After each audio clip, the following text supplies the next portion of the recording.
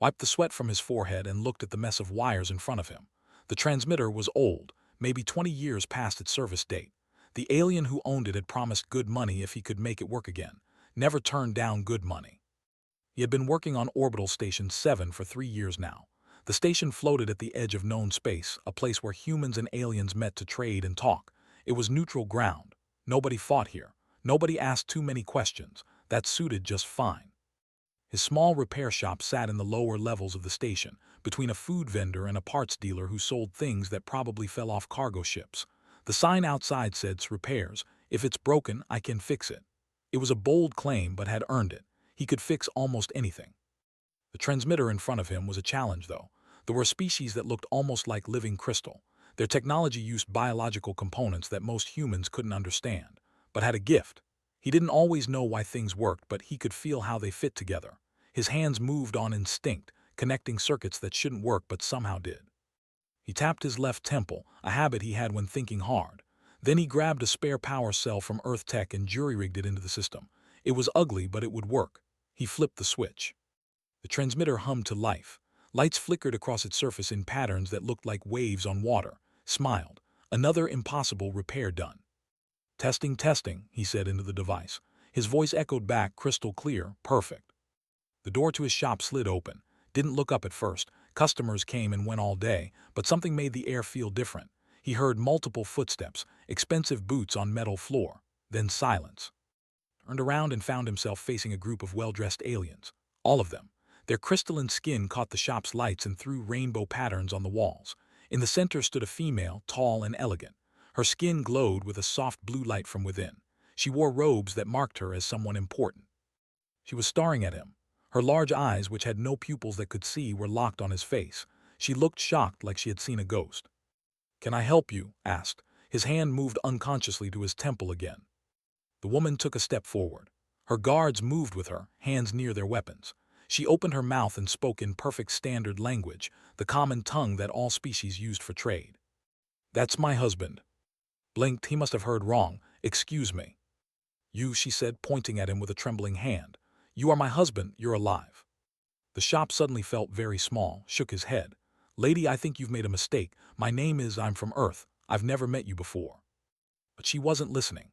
She turned to her guards and spoke rapidly in the language. It sounded like wind chimes in a storm.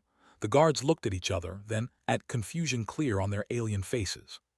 "I'm calling station security," one of the guards said in standard. "Wait, wait," said, holding up his hands. "There's been some kind of mistake here. I'm not whoever you think I am."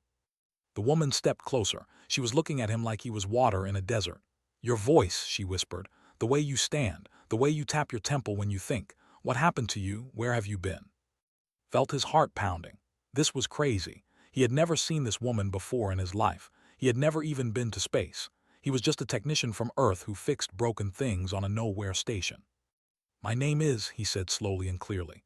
"I was born on Earth. I came to this station 3 years ago. I've never been married. I've never met you." Station security arrived within minutes. 4 armed officers, including a massive named Dax who knew from the station bars. Dax's 4 eyes looked between, and the woman with confusion. "What's the situation?" Dax asked. The woman drew herself up. "I am Lady, Ambassador of the Collective. This man is my husband, who disappeared 3 years ago during a diplomatic mission. I demand that he be held for questioning." "That's insane," protested. "Dax, you know me. I've been here for 3 years. I've never been to space." Dax's expression was hard to read, but his voice was careful. "Can you prove your identity?" "Of course I can." Pulled out his data pad and called up his records. "Identification from Earth. Work permits for the station. 3 years of transaction history. See, human born in Seoul, Earth. I'm not this person." Lady reached into her robes and pulled out a small device. She activated it, and a hologram appeared in the air between them. Stomach dropped. The hologram showed a man who looked exactly like him. Same face, same height, same build. But the man in the hologram wore clothing.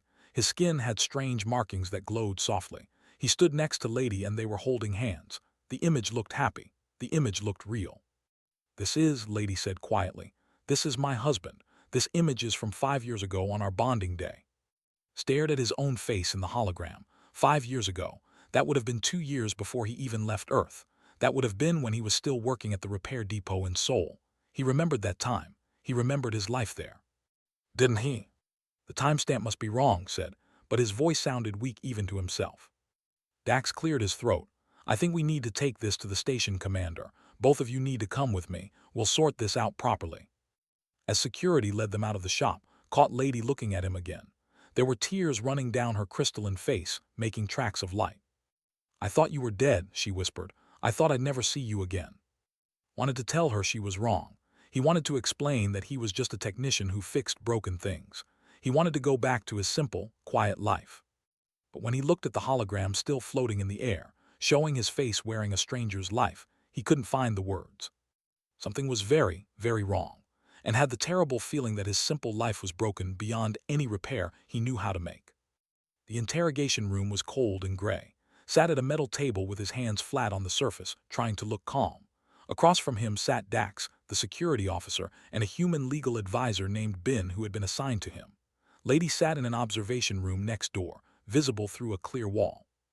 Dax laid out a data pad on the table. Let's start simple. State your full name and origin. Born in Seoul, Earth, 32 years ago. I worked at a repair depot there until 6 years ago. Then I did contract work on Mars colonies. 3 years ago I came here to 7 and opened my shop. Can you account for your time over the past 10 years? Dax asked. Frowned, most of it.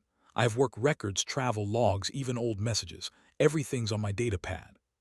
Bin, the legal advisor, leaned forward, but not all of it. Felt a cold weight in his stomach. There's a gap. 6 years ago, about 3 months. I was told I was in a shuttle accident, recovery time. When I woke up in the hospital, they said I'd been unconscious for a while, then needed physical therapy. You don't remember the accident? Dax's 4 eyes focused on him with uncomfortable intensity. No, the doctors said that was normal with head trauma. The memories might never come back. Dax and Bin exchanged a look. That's convenient, Dax said. It's the truth, insisted. In the observation room, Lady stood up suddenly. She spoke into a communicator, and a moment later Dax's earpiece buzzed. He listened, then nodded. Lady wants to speak with you, Dax said. Do you consent? Shrugged. Why not? Maybe we can clear this up. They brought her into the room. Up close, could see how her crystalline skin shifted colors with her emotions. Right now she glowed with blues and purples, sad colors if he had to guess. How did he know that? She sat down across from him. For a long moment she just looked at him. You really don't remember me? She asked softly. I've never seen you before in my life. You're afraid of deep water, she said. It started when you were 7 years old. You almost drowned in a river during a school trip. You've never liked swimming since.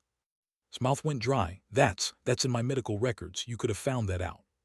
You hum when you work, old songs from Earth. You don't even realize you're doing it. And when you concentrate, you tap your left temple, always 3 times. Lots of people have habits.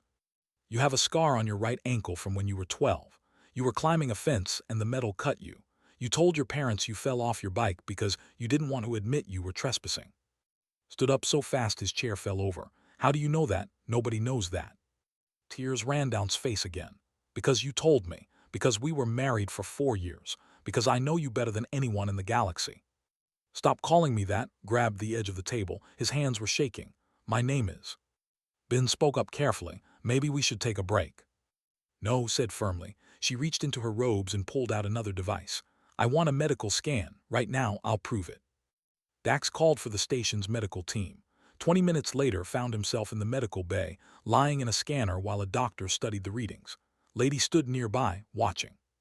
The doctor made a surprised sound. His crystalline features shifted to show confusion. This is unusual. What is? Asked from inside the scanner. You have neural markers in your brain, the doctor said. Very small, microscopic biotechnology. They're dormant now, but they're definitely there. Felt the world tilt. That's impossible. I'm human. I've never had any alien implants. These aren't implants in the normal sense, the doctor explained. They're bonding markers. They use them in marriage ceremonies. They create a neural link between bonded pairs. It's how we share emotions and deep memories with our partners. Lady Sklow brightened. I knew it was you. But they're damaged, the doctor continued. Someone tried to remove them. The process was incomplete. That's why they're dormant, and it's why there's scarring in your neural tissue. Scarring? Asked weakly. Consistent with memory alteration. Significant memory alteration. The room spun, closed his eyes trying to make sense of it. He had alien technology in his brain. Someone had tried to remove it. Someone had changed his memories. "This doesn't make sense," he whispered. Dax's communicator buzzed. He listened and his expression changed. "We have a new arrival, a human from Earth's diplomatic corps. She's demanding to see immediately." "On what grounds?" Ben asked. "She says it's classified Earth security business." They moved to a conference room. Still shaking from the medical scan, sat with Ben on one side and Dax on the other. Lady was asked to wait outside but could see her through the window, watching. The woman who entered was human, short and efficient-looking, with sharp eyes that took in everything. She wore the gray uniform of Earth's intelligence division. She carried a data case marked with security seals. "My name is," she said without preamble. "I'm with Earth's diplomatic intelligence. I need to speak with alone." "Absolutely not," Dax said. "This is a station security matter now." "Place the data case on the table.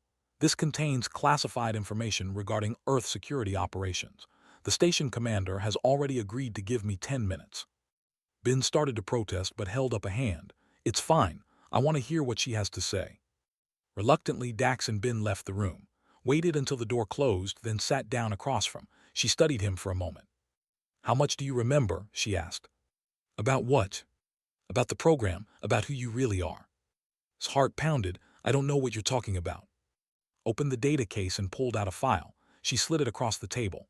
"Your real name is, that much is true, but 6 years ago you volunteered for a program, a very secret program. We called it Echo Bridge." "I never volunteered for anything." "You did. You signed the papers, you understood the risks, and you agreed to have your memory altered afterward." Tapped the file. "You were trained for 4 months. Then you underwent biological modification and neural programming. We gave you a new identity, a new history, and placed you deep undercover in society." Opened the file with trembling hands. Inside were photos, him in a medical facility, him signing documents, him shaking hands with people in Earth military uniforms. In the last photo he was smiling, eager, ready for adventure. He looked at his own face and felt nothing, no recognition, no memory. "Why?" he asked. "Earth was new to galactic politics. We needed allies, we needed information, we needed people on the inside of other civilizations." His voice was matter of fact. "You were perfect. Smart, adaptable, good with technology. You learned the language in 3 weeks. You understood their culture like you were born to it. And that was real. The marriage, the relationship, all of it was real. We didn't program that. You fell in love with her on your own. That was the beauty of the program. Deep cover, deep connection, deep intelligence." "Felt sick. What happened? Why don't I remember?" Expression hardened. 3 years ago you sent us a message. You said you were done. You discovered something about Earth's plans for technology. You said we were going to betray them. You said you wouldn't help us anymore. And we couldn't let you defect. You knew too much. So we activated the extraction protocol. We pulled you out, wiped your memories, and gave you a new life. You were never supposed to remember, and she was never supposed to find you." Stared at her. "You stole my life, my real life, my wife." "You volunteered," repeated. "But that's not why I'm here." She leaned forward. "I'm here to warn you.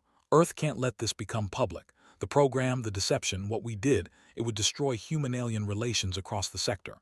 There are people on their way here right now to make sure this story never gets out." "What does that mean?" "It means you need to disappear. Tonight I can help you. New identity, new station, new life, again. And forget her, forget all of it. It's the only way you survive." Looked through the window at. She was standing there, glowing with hope and fear, looking at him like he was her whole world. He thought about the life he couldn't remember, the love he'd lost, the person he used to be. "No," he said quietly. His eyes narrowed. "What?" "No, I won't run. I won't forget again. If I really was this person, if I really loved her, then I deserve to know the truth. She deserves the truth." "You're making a mistake." "Maybe, but it's my mistake to make." Stood up. "Now get out of my sight." Gathered her files and headed for the door. She paused at the threshold. "They'll be here within 24 hours. I hope you have a plan." When she was gone, sat down heavily. His hands were still shaking. Outside the window waited. He had been 2 people, maybe he still was, but one thing was certain, his simple life was over. Now he had to figure out who he really wanted to be. Sat in a small conference room with Dax and Ben. The station commander had given them 12 hours before Earth's operatives arrived.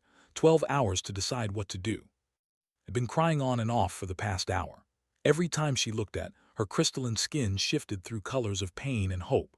Felt like he was breaking her heart over and over just by existing. "Tell me everything," he said to her. "If we're going to figure this out, I need to know who was." Took a shaky breath. 6 years ago, a human came to our world. He said his name was, he was part of a cultural exchange program. He wanted to learn about our technology, our society. The council was suspicious at first. Humans were new to the galaxy. We didn't trust easily. But change that, asked. Yes, he was. Amazing. He learned our language in weeks. He understood our machines better than some of our own engineers. He could fix anything. He said it was just intuition, but we'd never seen anything like it. Her glow brightened with the memory. And he was kind. He treated everyone with respect, from council members to service workers. He saw people, not just their status. Felt a strange pull in his chest. That sounded like him, or like who he tried to be. We became friends first, continued. He would ask me questions about our culture for hours. I would teach him our customs. He was so curious about everything. Then one day he fixed a transmitter in my family's home. It had been broken for years. He made it work in an afternoon. My parents loved him after that. When did you get married? 2 years after he arrived. By then he was one of us. He wore our clothes, spoke our language perfectly, understood our ways. The council had accepted him. He worked with our engineers on projects to help both our species. We bonded in the traditional ceremony. The neural markers were placed. I could feel his emotions, his love. It was real. I know it was real. Rubbed his face. What happened 3 years ago when he disappeared? His colors darkened. He was on a diplomatic mission, escorting one of our technology demonstrations to a neutral station. He never came back. His shuttle was found abandoned. No signs of struggle, no body, no explanation, just gone. And you've been looking for him since. Every day, the council eventually said he was dead. They held a memorial service, but I never believed it. I always felt like he was out there somewhere. She reached across the table, stopping just short of touching his hand. And I was right, you're here. Looked at her hand, then pulled back. But I'm not him, not really. I don't remember any of that life. Your memories can return, said desperately. The doctor said the neural markers are still there. If we can repair them, if we can reverse what they did to you. That's not the point, stood up packing. Even if I remember, what then? I'd be a person who was created by Earth's government to spy on you, to use you. You stopped, said firmly. Said you refused to continue, you chose me over them. And look what happened, they erased me, they erased us. Dax cleared his throat. We have a bigger problem. If Earth is sending people to silence you, we need to act fast. The station commander can protect you for a while, but not forever. Earth has influence here. Bin nodded. And if this Echo Bridge program is real, there could be diplomatic fallout. Other species might have been infiltrated too. Stop packing, that's it. What's it? Dax asked. The only way to stop Earth from silencing me is to make the secret too big to hide. If everyone knows about Echo Bridge, they can't kill me to protect it. You want to go public? Bin looked shocked. That could start an interstellar incident. It already is an incident, said. Earth put spies in alien governments. They changed people's memories. They destroyed lives. That can't stay hidden. Stood up, I'll help you. The council needs to know about this. Other species need to know. We'll need proof, Dax said. More than just your word and warnings. Thought hard, then he remembered something. My shop. I have access to the station's communication arrays. I fix them all the time. If I can get to my tools, I can hack into the network. I can broadcast a message across the whole sector. That's illegal, Dax pointed out. Is it more illegal than memory wiping and government spying? Dax's expression was hard to read, but after a moment he made a sound that might have been a laugh. Point taken, but we'll need to move fast. Once you start broadcasting, Earth will shut you down. Then I'll need to work quickly. That's what humans are good at, improvising under pressure. They made a plan. Dax would arrange a distraction in the security center. Bin would help gather evidence from public records about the cultural exchange program that brought to space. Would contact the council and other alien ambassadors on the station, preparing them for what was coming. And would go to his shop and do what he did best, make broken things work in ways they weren't supposed to. As they prepared to leave, Kaut's arm. Her touch was cool like glass in winter.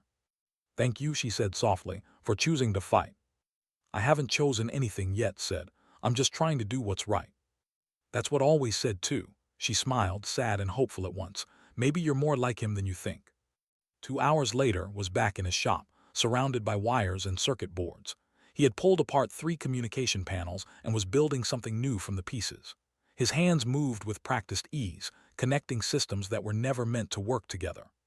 The door opened. Heart jumped, but it was just. I thought you were contacting the council, he said. I did. They're preparing a statement. I wanted to check on you. She looked at the mess of technology. What are you building? A transmitter. One that can punch through all the normal security protocols and broadcast across multiple frequencies at once. Every ship, every station within 10 light years will get the message. Will it work? Tapped his left temple 3 times, thinking, I have no idea, but I'm good at making things work. Watched him for a moment. Can I ask you something about being human? Sure. Why do humans do this, take such risks? You could have run, you could have let hide you, but instead you're here building an impossible device to expose your own government. Paused in his work. I don't know if it's a human thing, maybe it's just a me thing, but when I look at what happened, what Earth did to me, to you, probably to others, I can't just walk away. Even if I don't remember being, I know what it means to have someone steal your life, your choices, your love. He looked at her. Nobody deserves that. That's very human, said quietly. Most species would calculate the risk, humans just act. Is that a good thing or a bad thing? I don't know yet, ask me when this is over. Went back to work. An hour later, the device was ready. It looked like a mess of spare parts and jury-rigged connections, but when he powered it on, every indicator showed green. It's done, he said. Dax arrived a few minutes later. We have a problem, a ship just docked, military registration, Earth forces. Already, checked the time, said we had 24 hours. She lied, or they moved faster than expected. Dax handed him a data pad. I pulled the passenger manifest. Commander, she's head of Earth Special Operations in this sector. What do we do? Asked. Looked at his transmitter, then at the data pad showing the military ship. We broadcast now, before they can stop us. They'll come for you, Dax warned. I know, but once the message is out it won't matter. The truth will be loose. He sat down at his workstation and began typing. The message was simple. He explained Echo Bridge. He named himself as one of the spies. He included data about the neural markers, the memory modification, everything it told him. He attached the files from his own case, the photos, the evidence.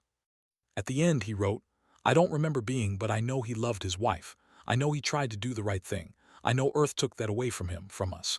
This can't happen again, to anyone. We need to be better than this, all of us. His finger hovered over the send button. Once I press this, there's no going back, he said. Stood beside him, then let's go forward instead. Press send. The transmitter hummed to life. The message began broadcasting across every frequency, to every receiver in range. Watch the status display as it spread, ship to ship, station to station, growing like a wave. Alarms started blaring in the corridor outside. Here they come, Dax said, pulling his weapon. Stood up from his workstation. His message was out there now. The truth was spreading faster than Earth could stop it. He had done what he set out to do. Now he just had to survive long enough to see what came next. The door to his shop exploded inward. The blast knocked backward. He hit the wall hard and his vision went white for a moment. When it cleared, he saw armored figures pouring through the smoke. Earth military, weapons raised. You are under arrest for treason and unauthorized broadcast of classified information, a woman's voice called out. Commander stepped through the smoke, her face hard. Stand down. Dax fired his weapon. The shot went wide, hitting the wall, but it bought them a second. Get back, he shouted. Ears rang. He looked around desperately. Was on the floor, her crystalline skin cracked from the blast. She was trying to get up. Without thinking, ran to her, throwing himself between her and the soldiers. Don't shoot, he yelled. She's not part of this. Step away from the alien, commanded. No. More station security arrived, including the commander herself, a tall woman named with gray hair and sharp eyes. She took in the scene and her face darkened. Commander, you just detonated an explosive on my station. In a civilian area. Explain yourself. This is Earth military business, said coldly. We're extracting a security threat. By blowing up a repair shop. Not on my station, you're not. Commander's own security team fanned out, weapons drawn. Now Earth soldiers face station security in a tense standoff. Helped to her feet, she was shaking but unhurt. Are you okay? He asked. Yes, you saved me. Instinct said, but was it? Or was it muscle memory from when he was? The communicator buzzed. She listened and her expression turned furious. The message is spreading. Multiple alien governments are already responding. What have you done? What I had to, said. The truth needed to come out. You've destroyed years of diplomatic work. You've put Earth at risk. Earth put itself at risk, shot back. When you decided to spy on your allies, when you decided to play with people's minds and memories.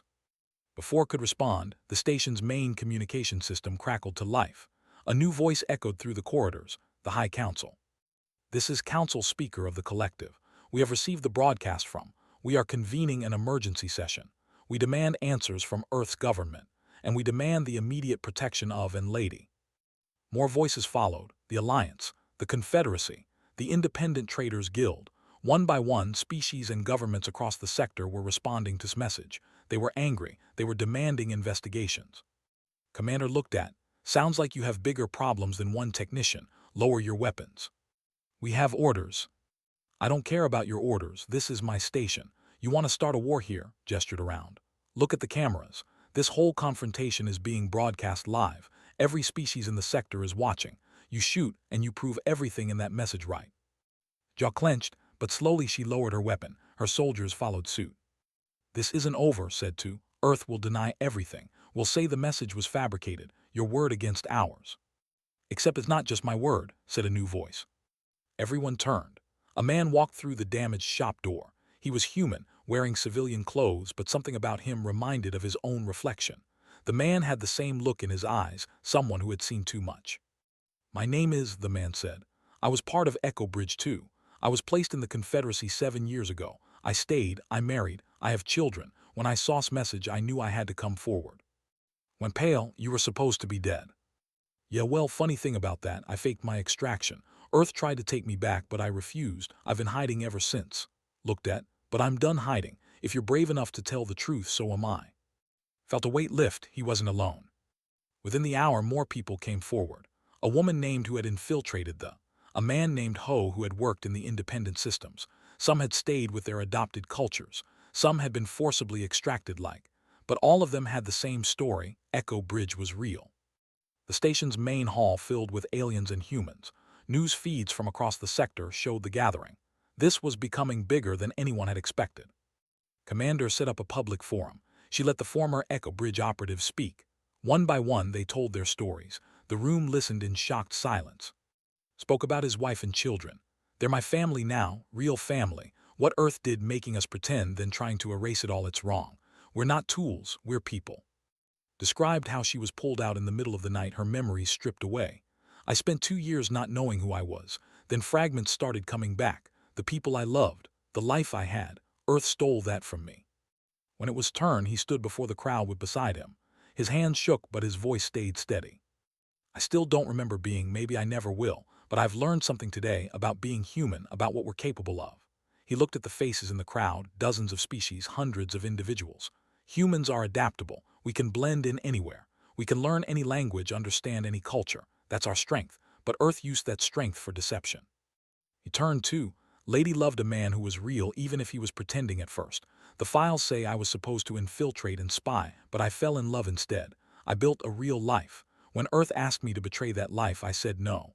That's also human. We can change. We can choose what's right over what's ordered. The crowd murmured, some in agreement, some in anger. I'm not asking for forgiveness, continued. What Earth did was wrong. What I participated in was wrong, even if I don't remember it. But I'm asking for a chance to make this right, a chance to show that humans can be better than our worst choices. He sat down. The hall was quiet for a long moment. Then stood up. I second that. We're not asking for a free pass. We're asking to be allowed to fix what was broken. Stood, count me in. One by one, the other Echo Bridge operatives stood. Then, surprisingly, some of the aliens stood too. His wife stood, holding their child. Who had worked with stood. Finally stood. The people were hurt by this deception, but we were also touched by the genuine connections we made. Whoever he is, he tried to protect us in the end. That matters. Commander looked around the hall. Her soldiers were outnumbered and surrounded. More importantly, they were being broadcast across the entire sector. She couldn't stop this now. Earth's government will have to answer for this, Commander said. But not here, not today. Today we protect these people, all of them. His communicator buzzed again. This time when she listened, her face went from angry to resigned. I'm being ordered to stand down. Earth's diplomatic corps is reviewing the situation. That means they're panicking, said with a grim smile. Over the next hours, the situation stabilized, and her soldiers were confined to their ship. The former Echo Bridge operatives were given protection.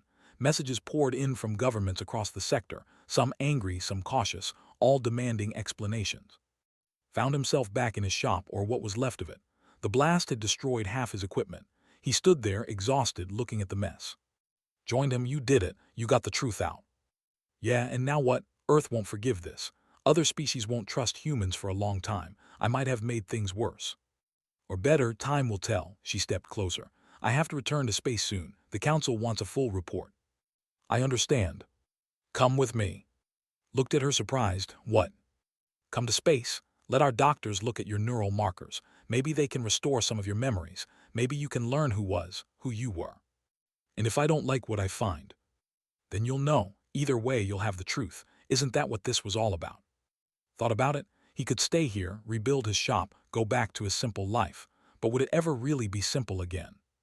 Or he could take a chance, learn about the person he used to be, maybe find a way to become whole again. I'll need to think about it, he said. Take your time, I'll be here. But as looked at her, glowing softly in the dim light of his ruined shop, he realized he had already made his choice. He was done running from his past. It was time to face it. 3 months later, stood in a medical facility looking out at a city of crystal and light. The buildings rose like frozen music, catching the sun and throwing rainbows across the sky. It was beautiful, and somehow it felt familiar. Are you ready? The doctor asked. Her name was Ara, and she specialized in neural reconstruction.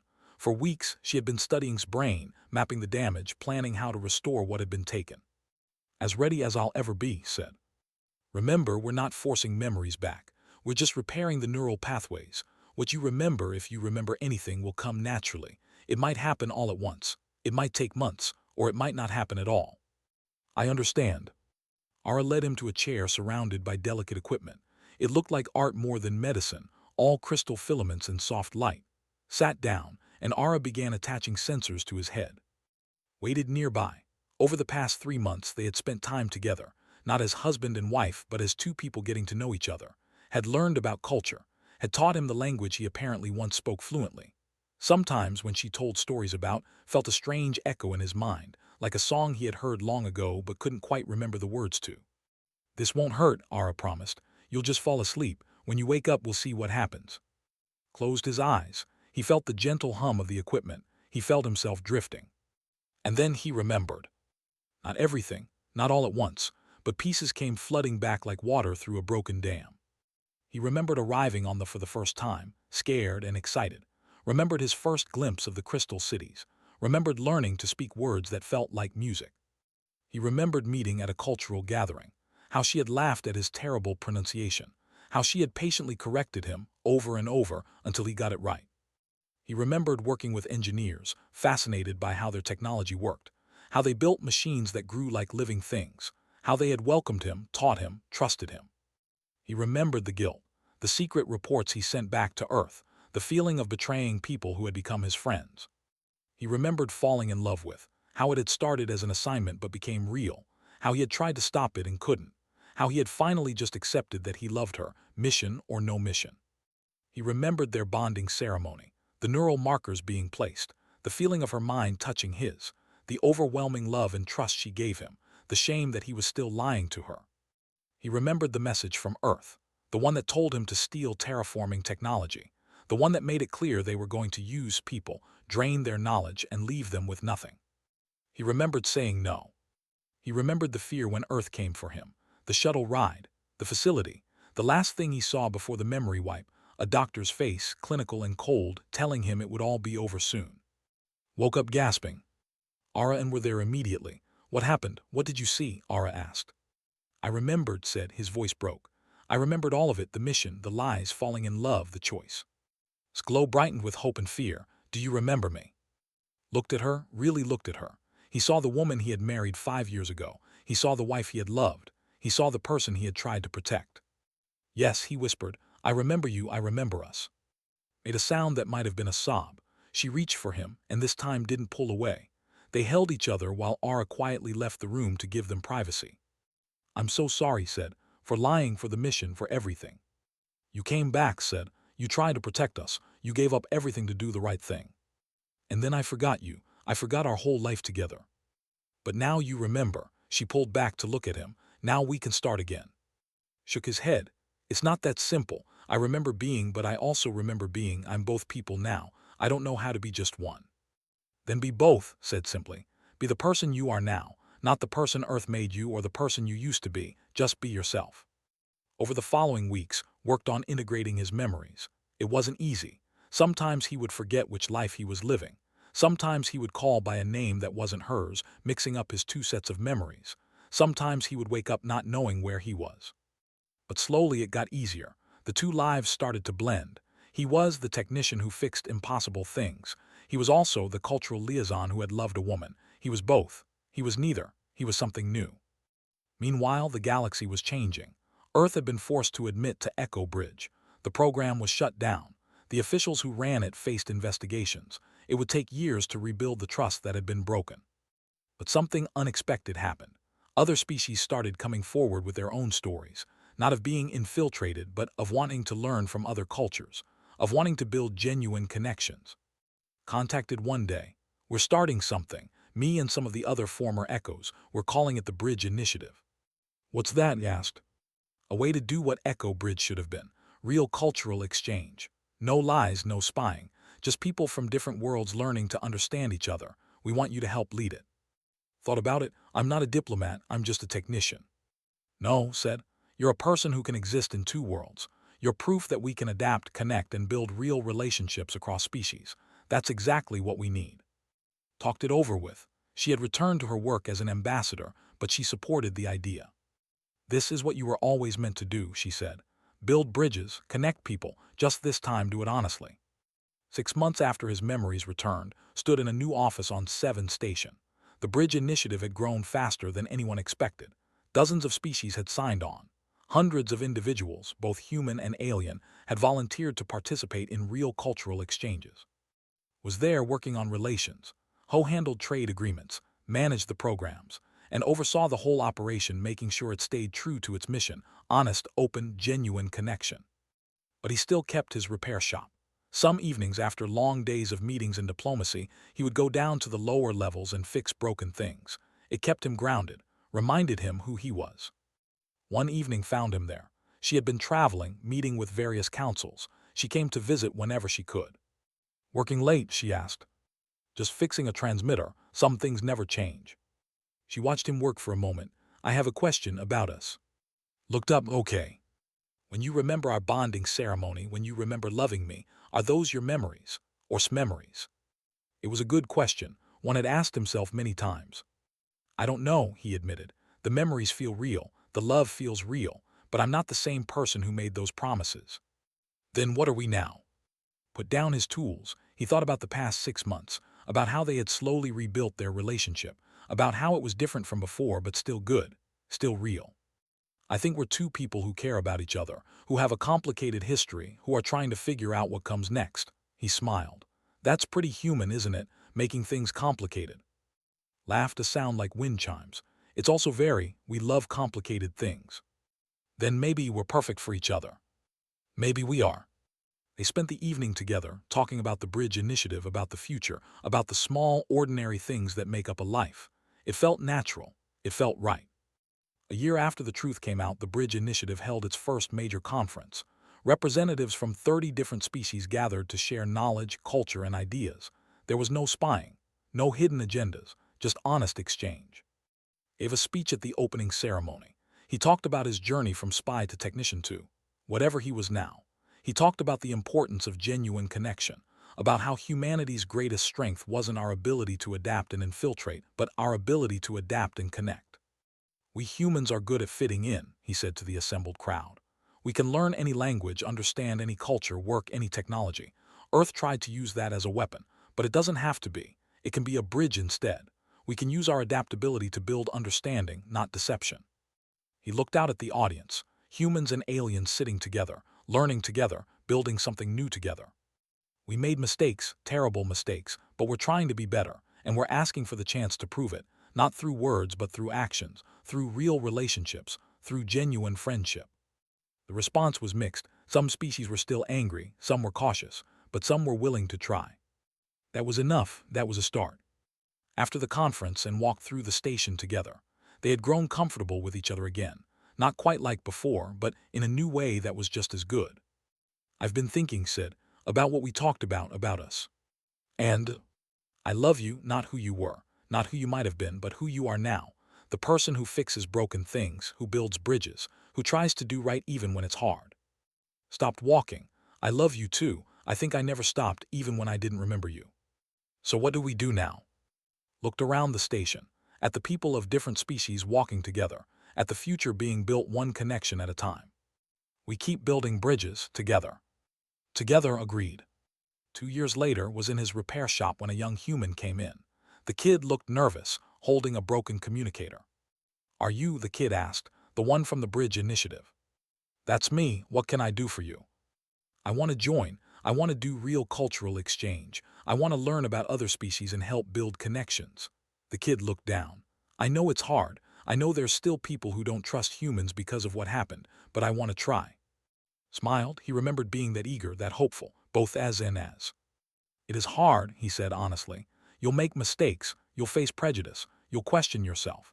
But if you go in with honest intentions, if you build real relationships, if you do the work, it's worth it. So I can join. Let me fix this communicator first, then we'll talk about your application. The kid handed over the device, looked at it, tapped his left temple 3 times and got to work. As his hands moved through the familiar motions of repair, he thought about his journey, from spy to amnesiac to bridge builder, from to whoever he was becoming. He had been 2 people. Now he was one person who carried 2 lives. It was complicated. It was messy. It was very, very human. And that was okay. Because humans at their best could take broken things and make them work, could take complicated situations and find solutions, could take mistakes and turn them into opportunities. Humans could build bridges. The communicator hummed to life in his hands. Another impossible repair completed. There you go, he said, handing it back, good as new. The kid grinned. How do you do that, make things work that shouldn't? Shrugged, it's what humans do. We adapt, we improvise, we connect things that don't seem to fit. He looked at the kid seriously. And sometimes, if we're lucky, we make something better than what was there before. Outside the shop was waiting. She had news about a new exchange program with a species humanity had never met before. There was work to do, bridges to build, connections to make. Closed up his shop and walked out with her, ready for whatever came next. Because that was the most human thing of all, facing an uncertain future with hope, adaptability, and the people you love beside you. Building bridges, one connection at a time.